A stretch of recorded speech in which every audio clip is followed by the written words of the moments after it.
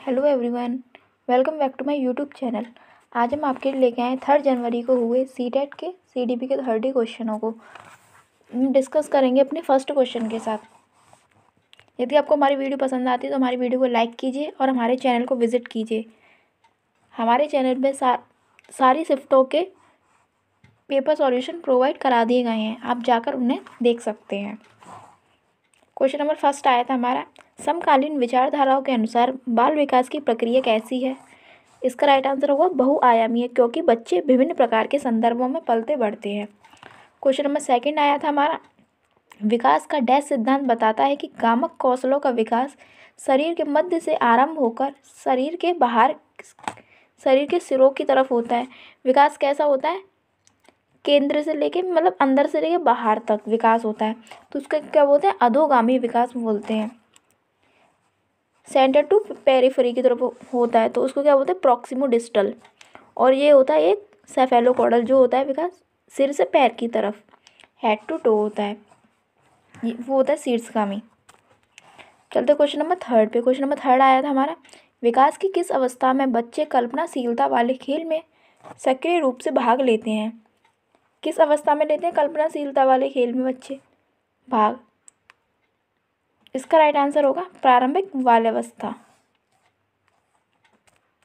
चलते question number fourth पे। Question number fourth आया था हमारा, निम्न में से कौन से बच्चों की समाजीकरण की द्वितीय संस्थाएं कौन सी? मीडिया, धार्मिक संस्थाएं और विद्यालय। परिवार तो हमारा प्राइमरी में आता है। चलते क्वेश्चन नंबर फिफ्थ पे। ऊपर वाले का जो आंसर थे ना, उसमें कॉमन नंबर मिला था सबको, और जो मैंने आंसर बताया वही सही है उसका। क्वेश्चन नंबर फिफ्थ आया था हमारा, रुचि को 3 पेंसिलें दिखाई आती हैं। वह देखती है कि पेंसिल खा से बड़ी है। जो का पेंसिल है वो खा से बड़ी है, और पेंसिल खा गा से बड़ी है। जो पेंसिल खा है वो गा से बड़ी है, तो गा पेंसिल छोटी हुई। जब रुचि यह निष्कर्ष निकालती है कि का गा से बड़ी है, जो का पेंसिल है वो किससे बड़ी है? गा से बड़ी है, तो वह जीन पियाजे के संज्ञानात्मक विकास की विशेषता को दर्शाती है। कौन सी विकास की विशेषता को दर्शाती है? इसका राइट आंसर क्या होगा? सकर्मक अनुमान।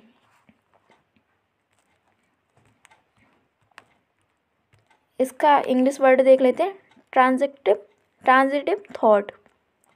क्वेश्चन नंबर 6 आया था हमारा, जीन पियाजे के संज्ञानात्मक विकास के अनुसार मूर्त संक्रियात्मक चरण में बालक निम्न में से क्या कर पाने के योग्य होता है?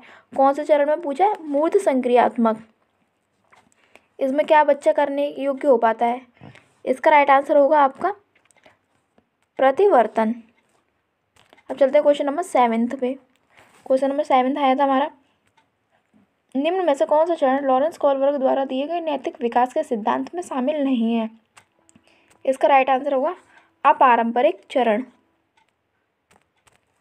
ये तो है ही, ये अपारंपरिक चरण नहीं है।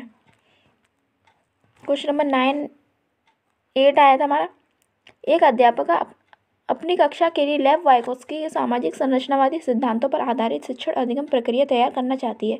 उसे निम्न में से किसके प्रयोग से बचना चाहिए? इसका राइट आंसर होगा अधिगम के आकलन के लिए मानकीकृत परीक्षाओं का इस्तेमाल।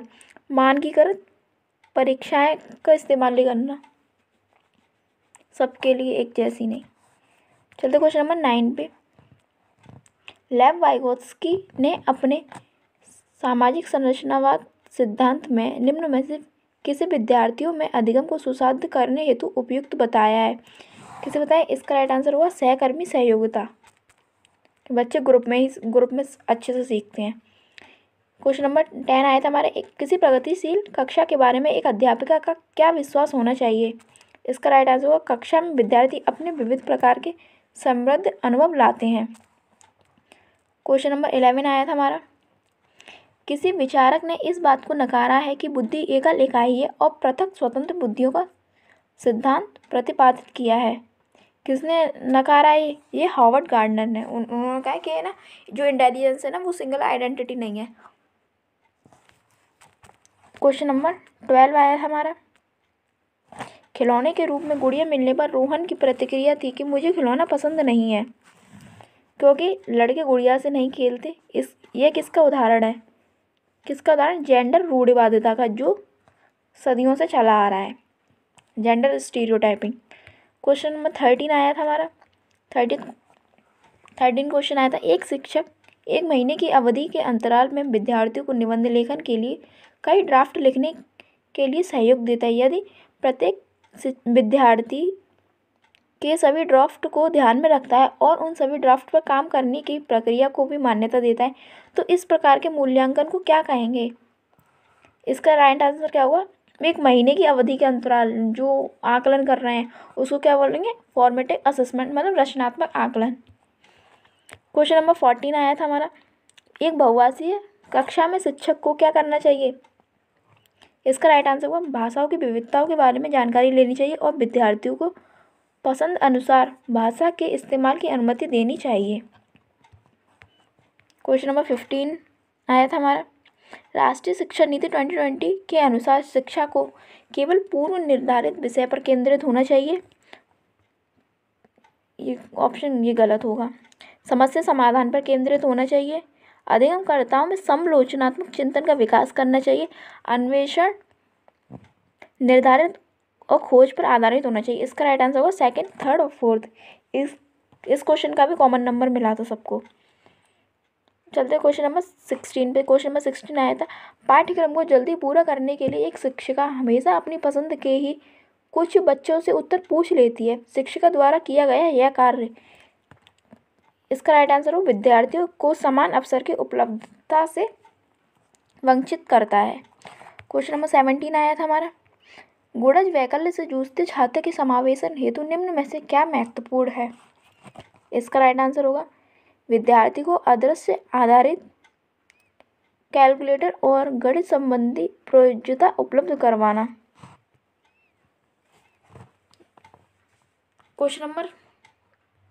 नेक्स्ट क्वेश्चन आया था 18 क्वेश्चन आया था हमारा, एक दृष्टिबाधिता वाले विद्यार्थी के लिए निम्न में से कौन सी सामग्री लाभदायक नहीं होगी? कौन सी, जो दृष्टिबाधित छात्र है उसके लिए कौन सी लाभदायक नहीं होगी? छोटे अक्षरों वाली पुस्तक, वो वैसे देख नहीं पाता उसको, और छोटे अक्षरों वाली पुस्तक ला दो। क्वेश्चन नंबर 19 आया था हमारा, असर्शन और रीजन वाला, भाषा शिक्षण के दौरान एक अध्यापिका को लिखित सामग्री के साथ साथ श्रवण पुस्तकें भी उपलब्ध करानी चाहिए। सही बात है। प्रस्तुतिकरण के लिए विविध विकल्प विभिन्न अधिगमकर्ताओं की ज़रूरतों को पूरा कर पाते हैं, ये भी सही है। इसका राइट आंसर होगा ए और आर दोनों सही हैं, और आर सही व्याख्या करता है ए की। क्वेश्चन नंबर 20 आया था, बहुत सारे पटाखे चल रहे हैं। 20 आया था क्वेश्चन, एक सृजनात्मक बालक के निम्न में से कौन से गुण मौजूद होंगे? इसका राइट आंसर होगा आपका क्वेश्चन नंबर 20 का अपसारी चिंतन, जो क्रिएटिविटी चिल्ड्रन होगा। अपसारी चिंतन, अभिसारी चिंतन तो नहीं होगा, अपसारी होगा। अमूर्त चिंतन की योग्यता, नवीन आमुख की योग्यता। तो क्वेश्चन नंबर 21 पे। क्वेश्चन नंबर 21 आया, ये भी रीज़न वाला है, कथन रीज़न। कक्षा में मूल्यांकन के लिए शिक्षकों को विविध विधियों का प्रयोग करना चाहिए। राइट है। कक्षा में बच्चे की सफलता और असफलता को केवल पेपर पेंसिल के द्वारा सही और पूर्ण रूप से निर्धारित नहीं किया जा सकता, ये भी सही है, क्योंकि हम बच्चे की सफलता और असफलता है ना, उसको हम केवल पेपर पेंसिल पे ही असेस नहीं कर सकते, उसके होलिस्टिक पूरे उसमें जाके करना पड़ता है असेसमेंट बच्चे का। क्वेश्चन नंबर 22 आया था हमारा, किसी संप्रत्यय को पढ़ने के लिए एक अध्यापिका विभिन्न उदाहरण प्रस्तुत करती है और उसके बाद विद्यार्थियों को उन उदाहरणों द्वारा एकत्रित जानकारी के आधार पर नियम निर्धारित करने को कहती है। इस क्रिया में अध्यापिका किस अधिगम का इस्तेमाल कर रही है? मतलब पहले विभिन्न उदाहरण प्रस्तुत करती है, उसके बाद उदाहरणों की एकत्रित जानकारी दे पर नियम बताती है, मतलब उदाहरण से नियम की ओर जा रहे हैं, उदाहरण से नियम की तरफ। नियम, इसका राइट आंसर क्या होगा? आगमनात्मक और जो नियम से उदाहरण की तरफ जाते हैं तो वो क्या होता है, निम्नात्मक। क्वेश्चन नंबर 23 आया था हमारा, कक्षा नियमन में विद्यार्थी की सहकारिता हेतु एक अध्यापक को क्या करना चाहिए। इसका राइट आंसर होगा आपका मापदंडों और नियमों को स्थापित करते समय विद्यार्थियों की सहभागिता। क्वेश्चन नंबर 24 आया था हमारा,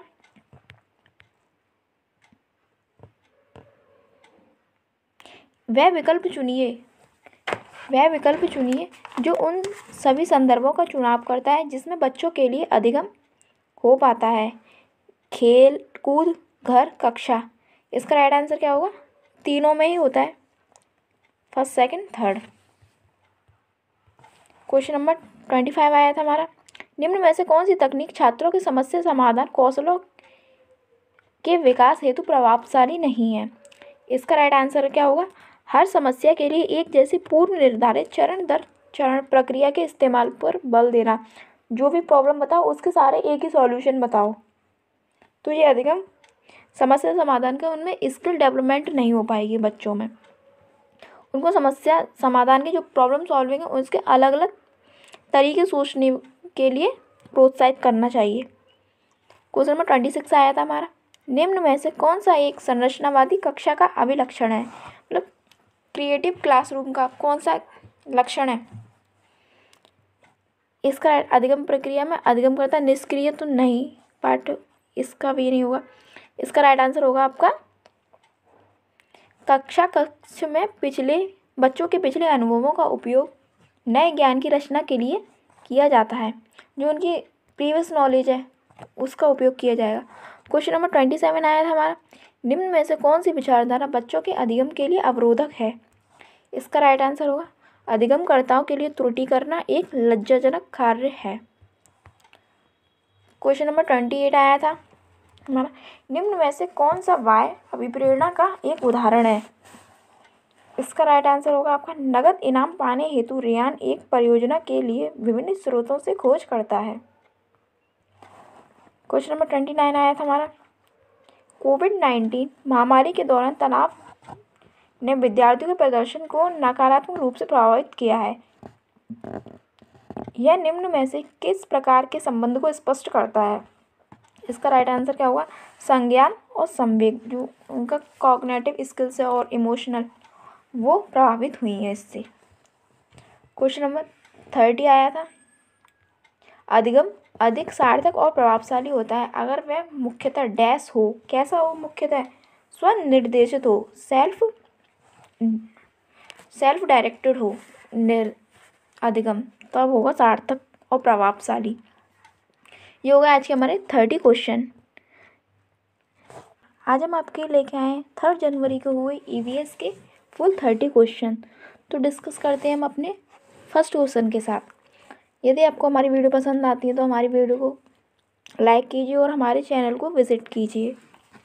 हमारे चैनल पर बहुत सारी शिफ्टों सीटेट की बहुत सारी शिफ्टों के सॉल्यूशन प्रोवाइड करा दिए गए हैं, आप उन्हें जाकर देख सकते हैं।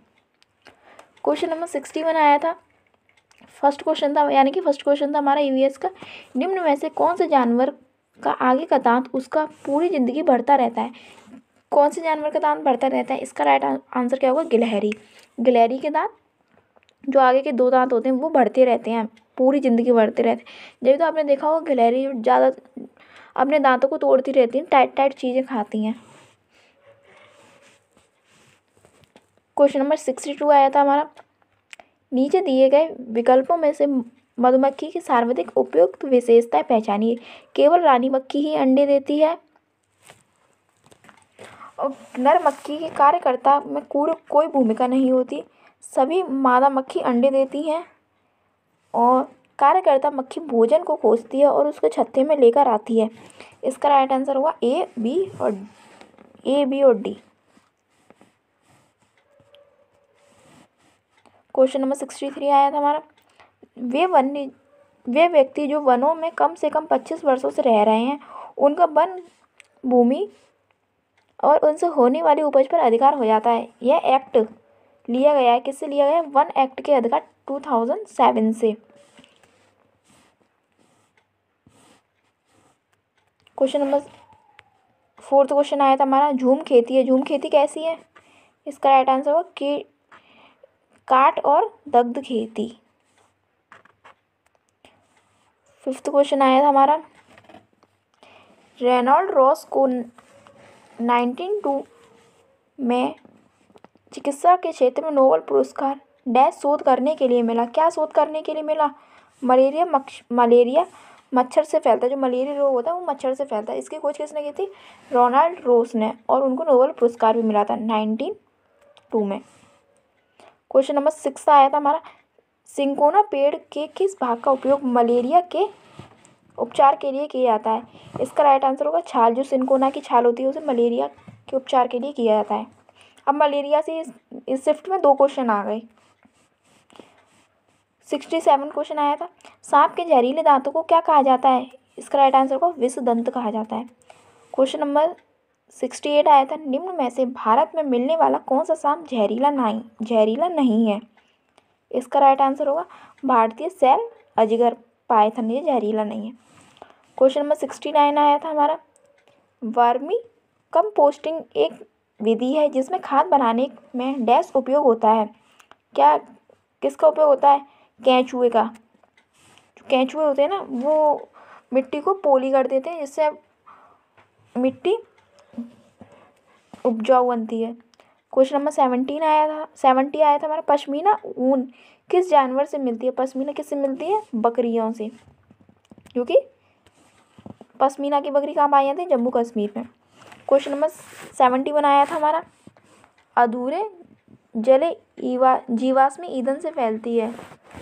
इसका राइट आंसर होगा CO, carbon monoxide. Question number 72 आया था हमारा पौधों में पानी देने के लिए प्रयुक्त तकनीकें जिसमें संकीर्ण नलियों से पानी सीधा पौधे के आधार में दिया जाता है क्या कहलाती हैं? इसका राइट आंसर होगा आपका 72 का ड्रिप सिंचाई। क्वेश्चन नंबर 73 आया था हमारा निम्न पौधों में से कौन सा पौधा कीटों को जाल में फंसाता है और खा जाता है? इसका राइट आंसर होगा आपका घटपर्णी का पौधा। क्वेश्चन नंबर 74 आया था हमारा वर्षा के पानी को भविष्य में उपयोग करने के लिए संचित करना डैश कहलाता है, क्या कहलाता है? क्वेश्चन नंबर 74 का वर्षा के पानी का संचयन। क्वेश्चन नंबर 75 आया था निम्न में से कौन से रोग मच्छर से फैलते हैं? कौन कौन से रोग मच्छर से फैलते हैं? इसका राइट आंसर होगा A, C और D, मलेरिया, डेंगू और चिकनगुनिया। क्वेश्चन नंबर 76 आया था हमारा विद्यार्थी केंद्रित कक्षा विद्यार्थी के सीखने के लिए सहायक वातावरण सुनिश्चित करती हैं। निम्न में से कौन सी इस बात को प्रस्तावित करता है? इसका राइट आंसर होगा शिक्षक ऐसी सीखने की परिस्थिति उपलब्ध कराता है जो विद्यार्थियों को अवसर देती है कि अवलोकन करें, खोज करें और प्रश्न करें, प्रयोग करें तथा विभिन्न प्रत्ययों की समझ विकसित करें। क्वेश्चन नंबर 77 आया था हमारा कक्षा 5 के अध्याय दीवार पर उस पार के में एक शिक्षक आरिफ अपने छात्रों से जो खेल वो खेलते हैं उनके अनुभव साझा करने को कहते हैं। निम्न में से कौन सा उसके प्रयास को सबसे ज़्यादा स्पष्ट करेगा? इसका राइट आंसर क्या होगा? कुछ मुद्दों की समझ का विकास, जैसे कि लड़के व लड़कियां एक जैसे खेल, सभी के लिए समान अवसर तथा टीम भावना। क्वेश्चन नंबर 78 आया था हमारा निम्न में से कौन सी विधि प्राथमिक कक्षाओं में EVS की समझ के लिए सबसे उपयुक्त है? इसका राइट आंसर क्या होगा? जांच आधारित विधि। क्वेश्चन नंबर 79 आया था हमारा EVS के शिक्षण में क्षेत्रीय भ्रमण महत्वपूर्ण है। निम्न में से कौन सा विकल्प इस प्रकार के भ्रमण के लिए सही है?